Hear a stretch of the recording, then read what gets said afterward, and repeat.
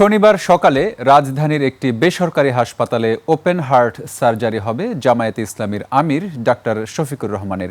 কেন্দ্রীয় কার্যালয়ে সংবাদ সম্মেলনে দলটির সেক্রেটারি জেনারেল অধ্যাপক মিয়া গোলাম পারোয়ার জানান, ডাক্তার শফিকুর রহমানের স্বজনরা বিদেশে চিকিৎসা নেওয়ার কথা বললেও তিনি রাজি হননি। সুপার ফ্রেশ ফর্টিফাইড সয়াবিন তেল, শুরু হোক হেলদি লাইফের জার্নি। 19 জুলাই রাজধানীর সোহরাওয়ার্দী উদ্যানে জামায়াতের জাতীয় সমাবেশে হঠাৎ শারীরিকভাবে অসুস্থ হয়ে পড়েন ডাক্তার শফিকুর রহমান। সমাবেশ শেষে তাকে রাজধানীর একটি বেসরকারি হাসপাতালে ভর্তি করানো হয়। পরে হাসপাতাল ত্যাগ করলেও চিকিৎসকের ফলো আপে ছিলেন তিনি।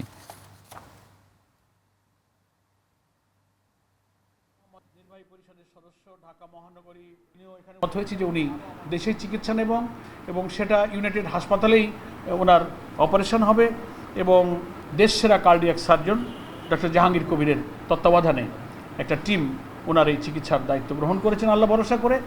আগামীকাল সকাল 7:30টার দিকে ওনাকে ওটিতে নিয়ে যাওয়ার সিদ্ধান্ত হয়েছে।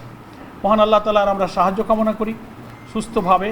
ওভারঅল অন্যান্য শারীরিক ব্যাপারগুলো কিন্তু মোটামুটি ডাক্তাররা বলছেন ভালো আছেন।